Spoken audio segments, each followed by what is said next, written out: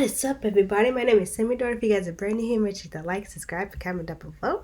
So today I'm reacting to 12 Horror Stories Animated Edition. I love these animated edition scary stories because they're amazing and fire and scarier, way more scary than the other ones are.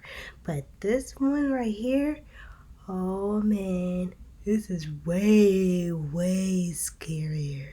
I can't wait to react to this one. Let's get this video roll. Let's go.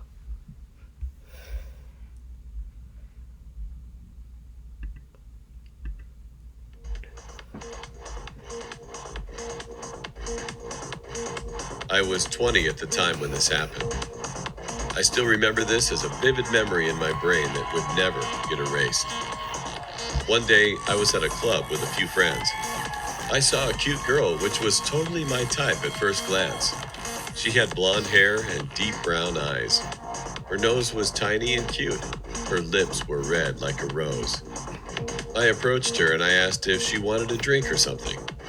She said yeah, and we drank a lot. She told me to come by her place. I hesitated at first, but soon I agreed.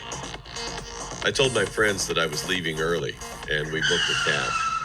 We got in the cab, and 15 minutes later, we arrived at her house. Her apartment had a 2-floor. Nothing special, but just normal. We stepped inside, and all of a sudden, I smelled something rotten. I got a bit nauseous and asked her if I could use the bathroom. She smiled and said yes. I rushed in, and as I did, the smell got stronger. That's where the smell was coming from. At first, I didn't pay attention and puked into the sink.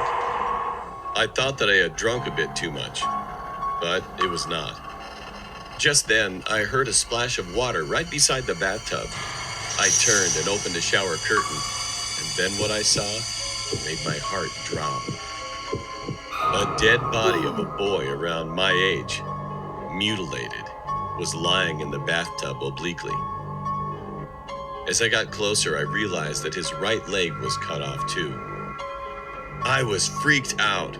I wanted to scream, but it didn't come out. But I decided not to go outside, because she might be a psychopath killer and could kill me too. I tried to find an escape. Then I spotted something that I wasn't expecting. A small pocket knife stuck out from his jean pocket. I cautiously took the knife and flicked the door open. There was no one outside, and only that girl was sitting on the steps. I asked her what was in the bathtub, and suddenly, her expression got different. She flashed a maniac grin, and then she took out something from her back. A knife. All of a sudden, she lunged toward me, but I dodged it. I took out my knife and swung around as soon as she came to me and kicked her. She let out a scream as she fell to the ground.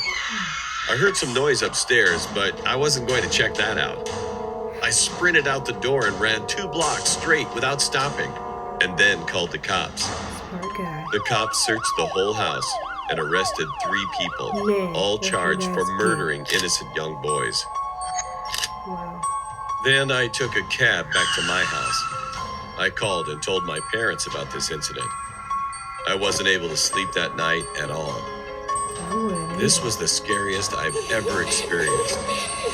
And who knew what would have happened if I didn't find that knife? Oh my. My mom used to work as a taxi driver, and she started to go out with one of her coworkers.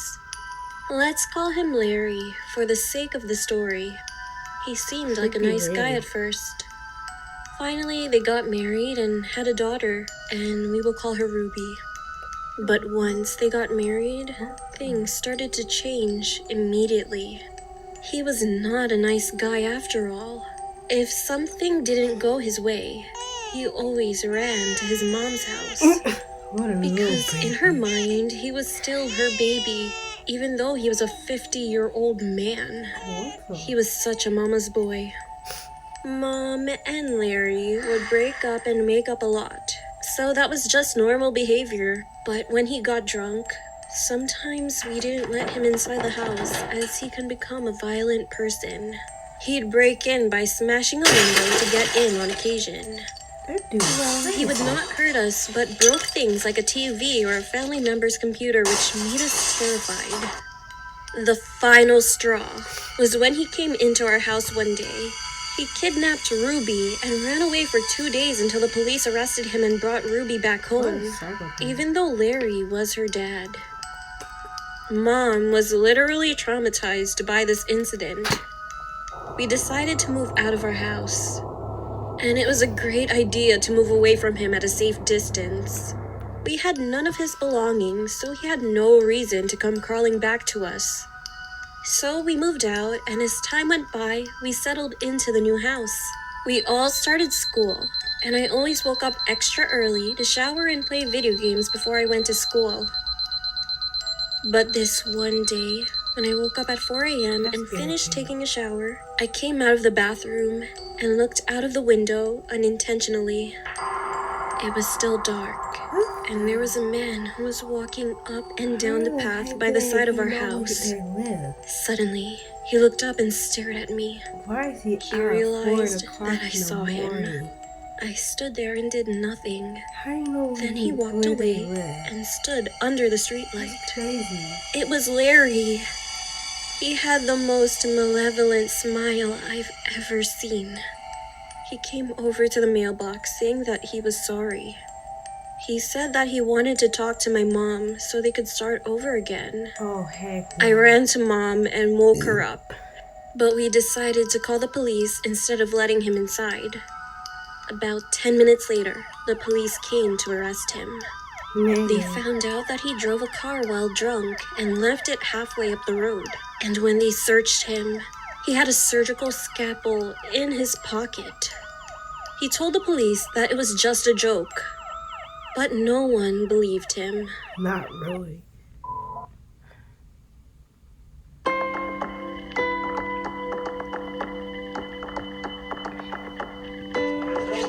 Yeah.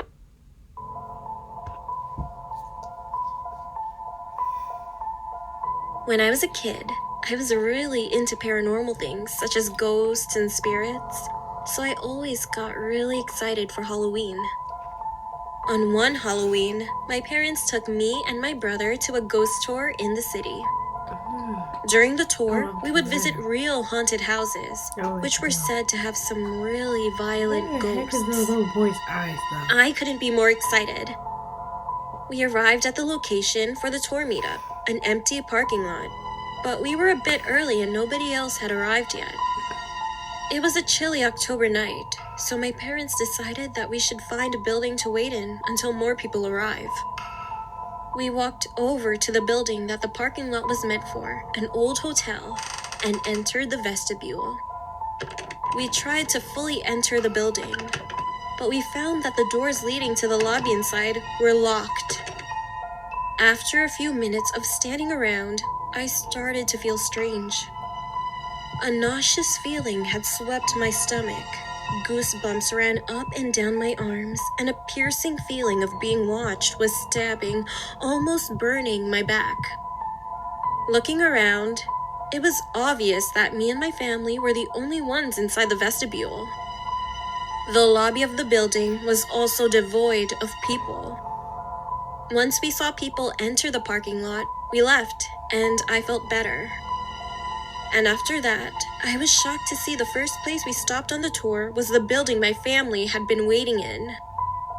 Now, this building we won't enter, because the spirit inside here is more violent than the others will encounter, the guide stated. In here, we have the Shadow Man. He doesn't terrorize the whole building, just the area that you enter through. He's been known to slap and scratch people coming inside. A few pictures were passed around. All of a sudden, I don't know how and why, but I recognized that an inky black figure stood against the door's windows. That's Its crazy. eyes were glowing white, and it had long fingers and pointed nails. It was freaky to think that I might have been targeted by the Shadow Man, but I didn't think much of it until after the tour when my family went back home. I started to complain to my mom that my back was itching and burning, so she grabbed some ointment and told me she would look at it. We thought it was just a bug bite. We had been walking around outside at night after all. When she lifted my shirt, she asked when I had scratched my back. I told her I hadn't.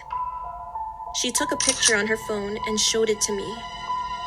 I was met with a long red scratch leading from my shoulder to the middle of my back. The skin on my back was a shade of red, like a rash. Me and all of my family couldn't say anything, but just turned back straight to our house. The Shadow Man had got me. Oh, man. This is not about my story, but someone from my church, and he wanted to share his experience with anyone else. He's a 32-year-old man, and his pseudonym is Mark. He's a fairly big guy, and this situation took place when he was on his way home from work. He said that he had lost his phone 1 week before this whole situation happened, so he couldn't call and get any help during the story.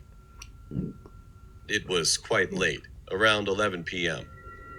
He had finished work and was walking to a taxi stop location, and when he got there, a few people were standing around waiting as well. After about 2 minutes, he noticed that there was a minivan approaching. Usually, minivans are cheaper than taxis, and he felt tired that day, so he decided to take the minivan. He sat on a seat, and there was a young boy seated in the passenger side next to the driver, who was collecting the fare. And then, 2 other boys who looked like teenagers also boarded the minivan and sat in the seats in front of him. Once the minivan took off, after about 5 minutes, the boy asked if they would like to drink some Coke. The boys accepted and started drinking. And they also gave it to Mark. Mark was also feeling thirsty, so he took it, but only a sip. Not much later, he started feeling drowsy.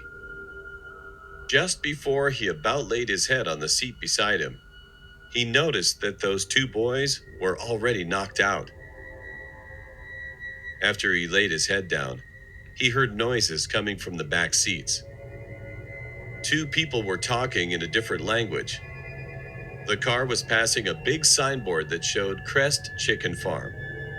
And then he finally passed out. When he got up, he found himself inside a big shed-like barn, and there were some tools on a big table. He was on the floor, and the other 2 teenage boys were laying next to him. He still felt a bit drowsy, but he managed to get himself up as he was looking for an escape. He saw that the 2 boys were still passed out, so he tried waking them, but they wouldn't budge. As Mark was kind of a big man, he tried to see if he could carry one of them, but it was hard to do because even Mark was having a hard time to stand properly. And then he heard voices. He took a peek from the door, and 3 people were walking toward the big shed, coming from a house on the hill, which was quite close to the shed. Mark panicked and tried to look for another exit. He was looking around the place, and he found one at the end of the shed, luckily. He approached quietly and escaped as fast as he could.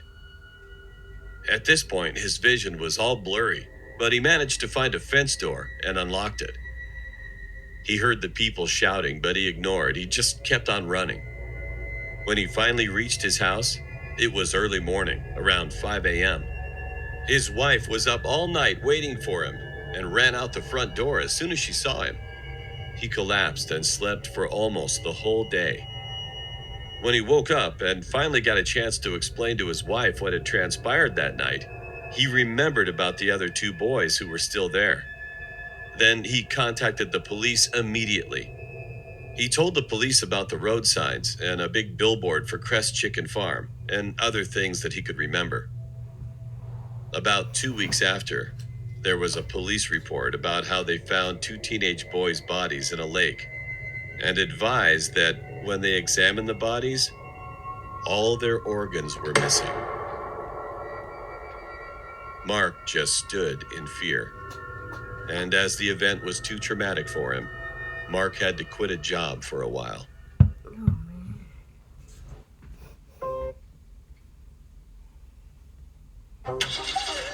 It's only a family vacation if all the family is together.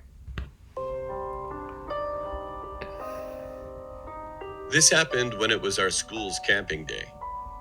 All the grades went to each other's places, and our teacher had taken the 6 students to this large site that was quite cheap. It started off all right. I got a room with some of my friends at the time, and my closer friends were in the next room. The first incident started when I was the only one in my room, still packing mine and the other people's stuff away. I was on the bottom bunk, letting my mate take the top. When I looked up was some sentence, and it said, "Hello, you are going next," with a creepy smile. On the second day, we all went outside. There were teepee tents next to a field. I hung out in one with one of my friends. Some others hung out in a second tent, but in the third tent, I saw a shadow with a knife. I told the teacher and another student who went in, but didn't come out. But nobody believed me, and there was nobody inside the tent. I thought something was really weird. On the third day, 3 of my roommates were out on a day trip with some others, which I was going to do the next day. I had done a mud course, and after that, I decided to have a shower. The water was black and disgusting, which added to this horrible week. All of a sudden, when I was still in the shower booth, the doorknob was shaking. I screamed, and when I got out, I saw a handwriting, "You won't leave alive," on the wall. Oh, man. Then I saw a shadow in the window. What the heck? My room's door was locked while I was having a shower, so no one could enter in our room. The fourth day, I was taking a walk someplace that no one knew, and then I found a huge knife and blood-soaked clothes. I just hoped that this stupid and terrible camp would finish soon. Then the last night, I woke up in the middle of the night because I saw the same shadow leaving my room. And there was a knife on the floor, again. I couldn't sleep the rest of that night. The last day, I was left to clean the room and set the beds for the students, whoever would use it next. When I was about to finish, I saw the door and it said, "You are lucky you survived. I didn't have enough time, but next, I will not let you go." I panicked, so I ran from that creepy room. I told my teacher. However, by the time we got back, it was gone. As I got onto the bus, I looked in the window of that room, and the shadow stared back at me, with a decapitated head in one hand, and in the other hand, the same knife I had seen twice. Later, when I came back from the camp, I heard about that place. It was an orphanage and a mental institution that had many mysterious deaths. Oh, To this day, I wondered what would have happened if I'd spent longer than 5 days at that place.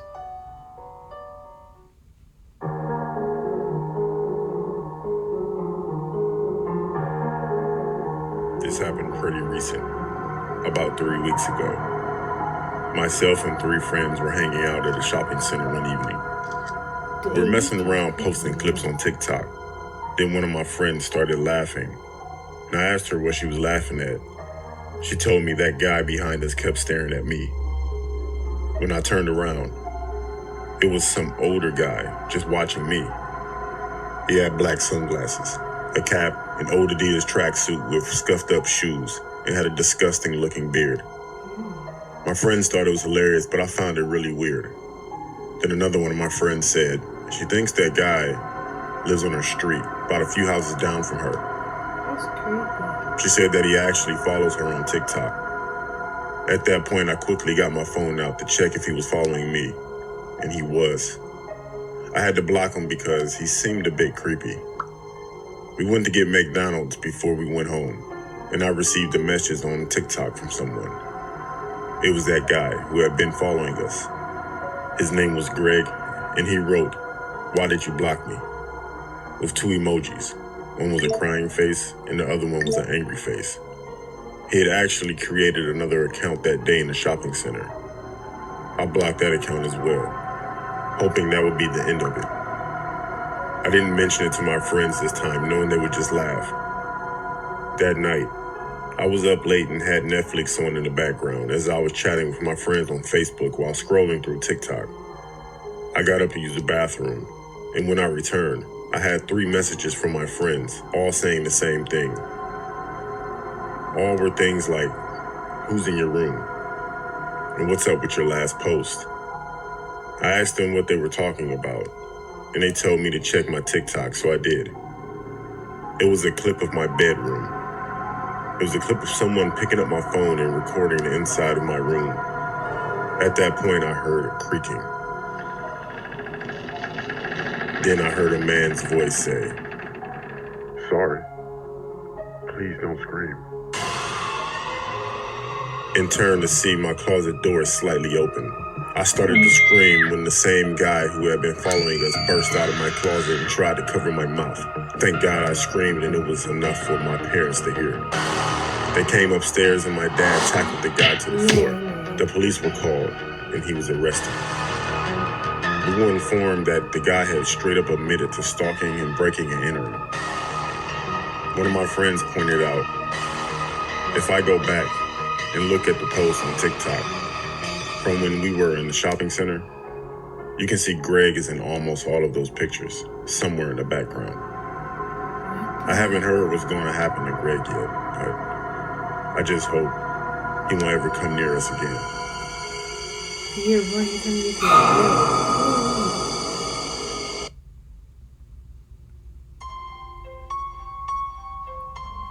It happened about 6 months ago. I was in a scouting group, and at the end of the semester with the last group meeting, we always did something special. But this time was a little different. Instead of going indoor climbing, our scout leaders decided to go canoeing. I was really excited about it because I'd never canoed before. As always with every trip, we should have to be an hour earlier as we were riding our bikes to the destination. I noticed something. It was a creepy-looking old man staring at us, with an almost psychopathic-like grin on his face. Oh, heck no. His clothes looked old and dirty. Ew. But I shook it off, thinking that even if the guy was some kind of creep, it still wouldn't matter because we were with a group. As we arrived at our destination, the guy from the canoe company told us how to row and that we had to choose our buddy to canoe with. I chose my friend Noah that we've been friends since elementary. We got to go first, and it was sort of a race, so we were happy to go first. But within 10 minutes, we got passed by my little brother and his friend. It went pretty normal after that. We saw this guy in the middle of the stream in a boat, just fishing and sipping a beer. 10 minutes after, I saw the same guy I saw on the way here. He was just standing on the ground next to the stream with that same awful grin on his face. I thought of it as being a cliche, as this always happens in the movies. Noah also said, it's probably just a coincidence. He said this place is a popular camping place, especially at this time of the year. To be honest, he wasn't that scary that time. He might just be an old crazy man trying to scare some of the kids. So I just canoed on, and half an hour later, we were at the end. I got wet, so I grabbed a towel, and we went back to the meeting place. After that, I was going home alone, riding my bike. And I saw that same old guy in a car with another man who was sitting back seat. And they started slowing down. And the man asked me, "Hey kid, looks like you need a ride." The man behind the wheel said nothing, and I tried to say it as polite as possible. "Oh, no, thanks. I'm almost home anyway." As I looked at the man again, and I noticed fury and madness in his eyes, which I didn't know why. I just got scared, so I pedaled my bike out of fear of being kidnapped. But the car started chasing me, and they blocked the road. It was around 9 p.m. in a suburban neighborhood. Nobody was out on the street. As that guy opened the door, he jumped out and pushed me aside from my bike. I saw him with a gun in his hand. Then he finally knocked me out unconscious. I don't remember how many hours passed. However, I could hear the sirens dimly. 2 police officers saw this car was speeding, so they were chasing him. I also heard gunshots, which made me so scared. And then they shouted, "Shots fired! Shots fired!" 2 minutes later, the gunshots stopped, and the trunk where I was opened. It was a police officer. He took me out and told me, "It's safe now. Don't worry." Later, an ambulance arrived soon, so I could go to the hospital and met my parents there.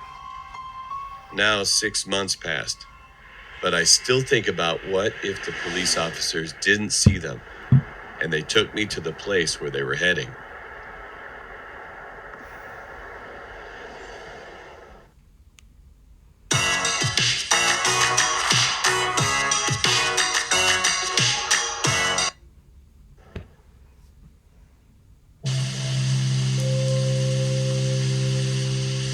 When I was 9, my father had died. I didn't know how and why. I was just sad about it. I soon got over it and would just look at the pictures I had of him. After some time had passed, I constantly saw him. Whenever I saw him, I told my mom, "Daddy's home, Mommy. Daddy's back from his long trip." Well, she thought those were recurring dreams, and maybe a sign that I wasn't handling his death well. Whenever I told her, she would just take me and my sister out to get some ice cream. I soon stopped telling her, because after we moved across the city where I lived, which is Reno, Nevada, I still saw him sometimes in my 6th grade class. One time, when my best friend and I were working during math class, I saw my dad sitting beside me. Then I whispered to my friend that my dad was right next to me and that he constantly followed me around. But he was different from how I remembered, because there was always a bullet hole on the left side of his forehead near his hairline.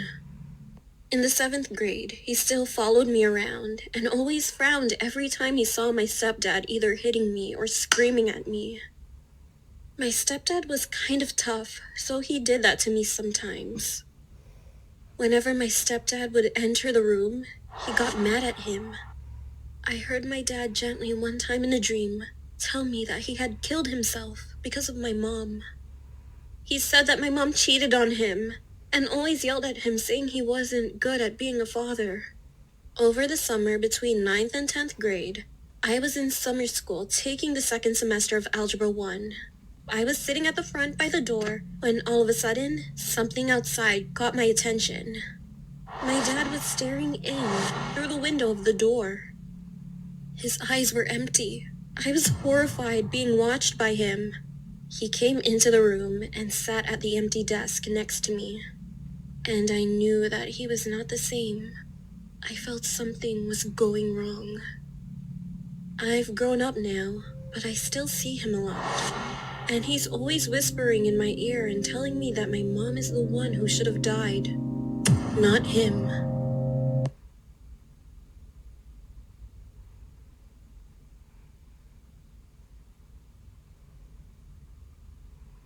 My name is Jude, and I'm 27 years old. I've always loved going camping ever since I was a young boy. Some of my earliest memories were of me sitting around the fire with mom, dad, and grandfathers, singing songs and telling stories. Whenever we told stories, we always ended the night on a scary story, right before going to bed. And my grandfather's stories were always the best. His descriptions gave me chills as he described vivid characters and monsters from his imagination. I always loved to hear his stories. But once, when I was 10 years old, something happened that scares me to this day. One cool autumn day, my parents decided to take me camping with my grandfather, as we always did around that time of year. We arrived at the campsite around 6 o'clock, and on the way in, I saw that the campsite we were driving into was different than the one we usually camped at. The entrance to the campground seemed old, and a lichen-covered stone sign with the name of the grounds greeted us as we drove in. We arrived and set up our tents. After eating dinner and cleaning up, we sat around the campfire as usual to tell our stories. I can't remember all of the stories told, except for the last, my grandfather's story. I remember the smell of the burning wood and burnt orange sunlight casting long shadows off into the trees behind us as he began to tell his tale. He started by saying that it was a true story from his childhood, and he had waited to tell it to me until I was old enough. This grabbed my attention, as usually my grandfather told fake stories and never about himself. He said that he had been camping at the same campsite we were staying at when his story occurred. He started by saying the campground had been built back in the 1930s by CCC workers during the Great Depression, which, looking back, explained the oldness of the park. But at the time, as a kid, I really didn't care. He said that one night, around 1960-something, while camping with his father, he was fishing at the lake down at the end of the long hiking trail that led back to the campground. His dad told him it was time to leave, and they started off down the trail. As he was walking, he began to feel a strange sensation, as if he was being followed. He turned back, but supposedly saw nothing several times. He kept walking until he said he was stopped by a long, eerie moan rippling out from behind the trees. He described it as sounding like a ghost or a person being slowly injured. He and his dad stopped in their tracks. His dad apparently tried to tell him it was a coyote, but my grandfather knew better. He told me it wasn't a coyote. He believed it was something else, something more sinister. Nevertheless, after this encounter, he returned back to the campsite with his dad and never saw or heard anything else. He claimed that this was true, and obviously he wouldn't be telling this to us if he hadn't been affected by it. But to me, it seems silly. Scared by a noise? Come on. Anyway, about 2 days later, I was walking back to the site with my grandfather from a long day of hiking and picking wild berries in the nearby forest. Both of us were carrying heavy baskets full of berries to bring home. The sun was setting, and I noticed the long shadows peering out from behind the trees. As it began to grow darker, dead darker, the trail seemed to grow longer and longer. I began to feel a weird sensation in my stomach, like I was being watched. After about 5 minutes, the feeling began to grow, and I looked at my grandfather. He looked right back at me with the same fearful eyes. I was in shock. Did he feel the same feeling? Then I remembered his story about the way he felt the night he heard the noise. I began to walk faster, and so did my grandfather, without saying a word. After about 20 minutes, it was completely dark, and our arms ached for carrying the berries up the trail. Right as I turned a corner, I heard a long, eerie moan. My heart stopped as I froze in fear. My grandfather looked at me and said, "It's time to go." With that, we began wailing swiftly down the trail as fast as we could without dropping our berries. Just as I began to relax, I heard it again. Only this time, it was much louder. It sounded like someone being murdered. It was terrifying. It came from directly behind us, and I felt a burning sensation in the back of my head. I dared not look back. I sat in fear, wondering of what could have made the noise, when suddenly I heard my grandfather scream, "Run!" I whipped my head around, and in the dark, foggy light, I squinted and I saw a tall, slender black shadow dart between the trees about 100 feet behind us on the trail. I instantly dropped my bucket and ran like the wind down the trail as fast as I could. My grandfather was behind me. I became worried about him, as he was an old man, and I was afraid he might hurt himself running down the rocky trail. But I didn't stop, nor did he until we reached the campsite. That night, I sat in my tent, heart racing, thinking about what could have made that noise. After we came back home, we never returned to the old campsite. And to this day, that experience still haunts me.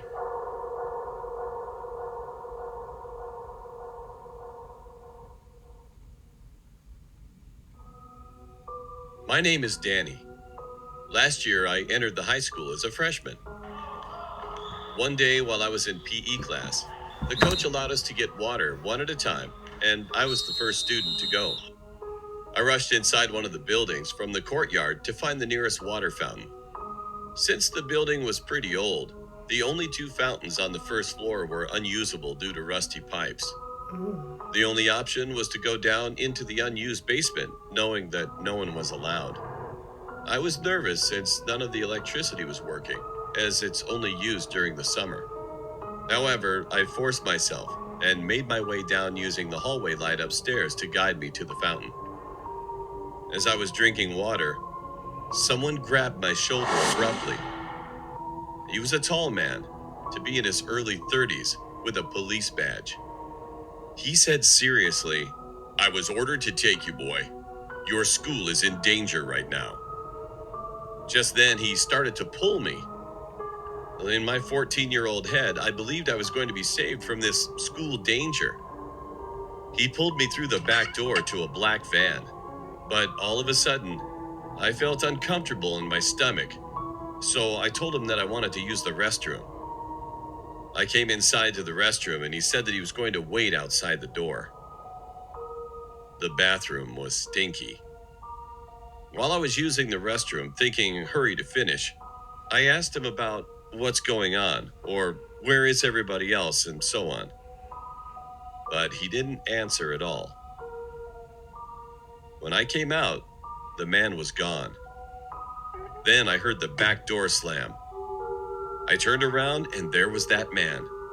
The guy had a knife and he pointed at me across the scarcely visible hall. I was terrified. I screamed and started to run.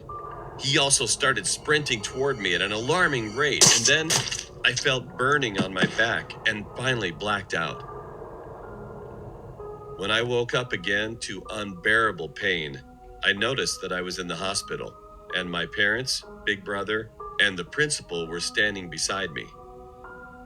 Apparently, I was stabbed in the back twice.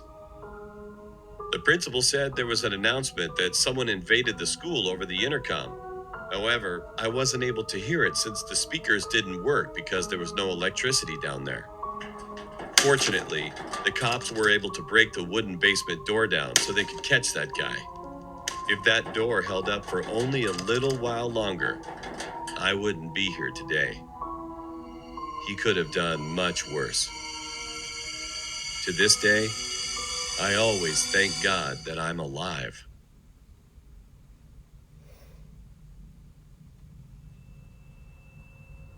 When I was in my last year of college, I started going to frat parties more often. I remember where they would have the frat parties at. It was at some creepy abandoned lake. There was one cabin around the lake, and it was big enough for parties. And that night, me and my friend Kai were walking to the lake for the party. When we got there, I saw a beautiful young girl. She had blonde hair with pretty blue eyes. Kai noticed that I was staring at her, and of course, he made a dumb joke. I told him to shut up, and he chuckled. And then he said, "Go talk to her, dude." I refused at first, but after 5 minutes, Kai convinced me to go over to her. So I finally went for it. I walked up to her and I said, "Hey, are you new around here?" She then said, "Yeah, it's my first year of college," and smiled. Then she told me that her name was Jamie. We started talking, and about 1 hour later, we decided to go into the woods. As soon as we were far enough away from the party, she looked at me and we started kissing. Well, to tell the truth, it was the best moment ever of my life. What the what? After about 20 minutes of making out, she said, "Let's go back to the party." But after walking for 5 miles, I heard something. And suddenly, I realized that Jamie was with me no more. She was gone while I was not paying attention to her. I called her name, but there was no answer. Then I heard a strange sound again on my left side. I went to investigate, and I froze in fear. It was a man in his late 50s, tied up to a tree. He had tape on his mouth, and he was beaten up badly. So I untied him, took the tape off, and I asked him, "Are you okay, sir?" The man said he was okay, and I asked again, "Who did this to him?" And his answer terrified me. He replied that it was the girl with blonde hair, with blue eyes. As soon as he said it, I heard rustling noises coming from behind me. I turned around. Jamie was there, and she had an axe in her hand. She was smiling again, but now it became madness. I tried talking to Jamie and told her to put the axe down, but she didn't listen. She threw the axe right at me. Luckily, the axe missed me and hit a log beside me. I had no choice at all. I tackled her to the ground and screamed for help. Kai and 2 other dudes came to me in a hurry and helped to restrain her. I was pissed and also shocked. I asked her, why did she attack that man? She laughed and told me, "What's the problem? You don't have to worry about it," or something like that. I told Kai to watch her while I called the cops, and the cops showed up within minutes. The party was canceled, and everyone had to go back to campus. I still think what would have happened if I didn't pay attention to the sounds and just kept walking to the party. I hope Jamie never finds me again.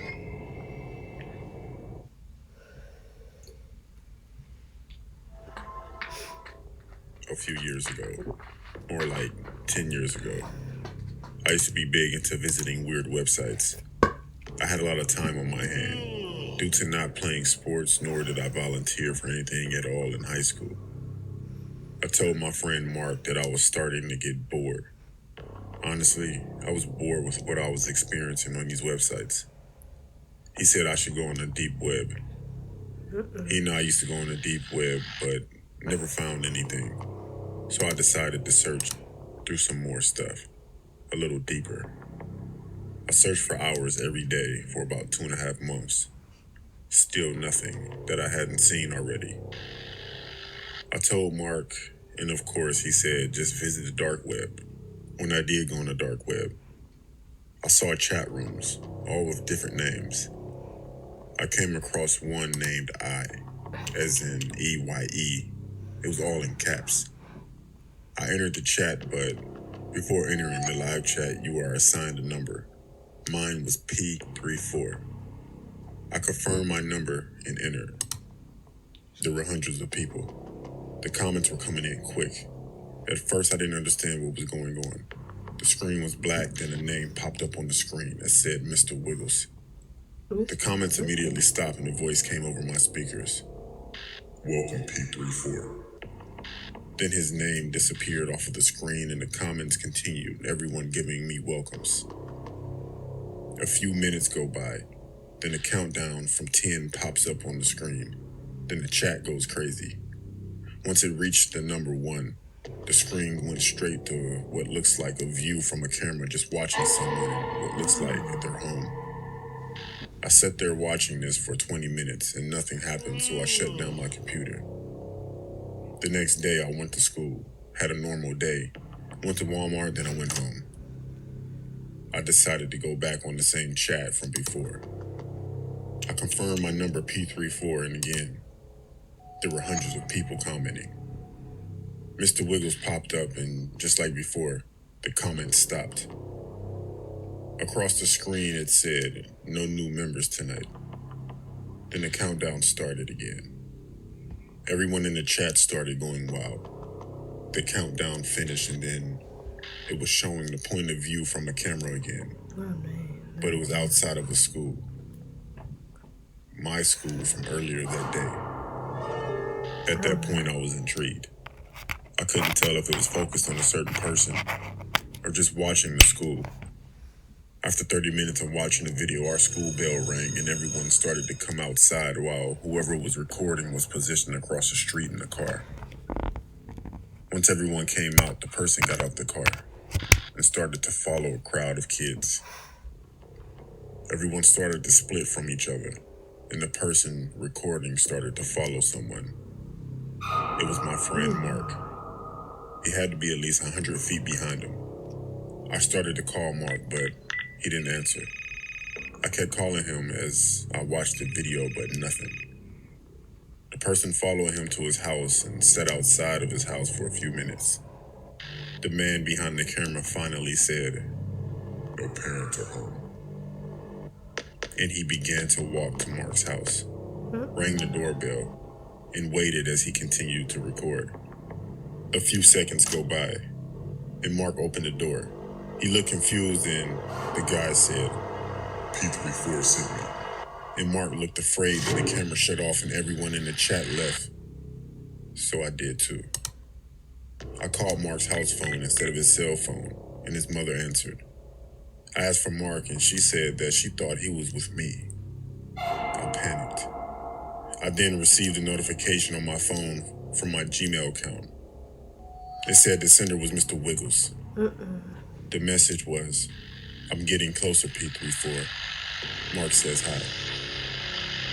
I was shocked and didn't know what to do, so I called the cops. They didn't do anything about it because the email disappeared. I haven't been on the dark web since, and no one has seen Mark. Still to this day, I receive messages with pictures of me in random places, along with the same written message that said, "It can happen anytime." I honestly wish I never went on the dark web. So if you guys love this video, please give it a thumbs up, like, subscribe, and comment down below. What is your favorite first scary story on this video? Comment down below. Which one is the scary you the most? Comment down below.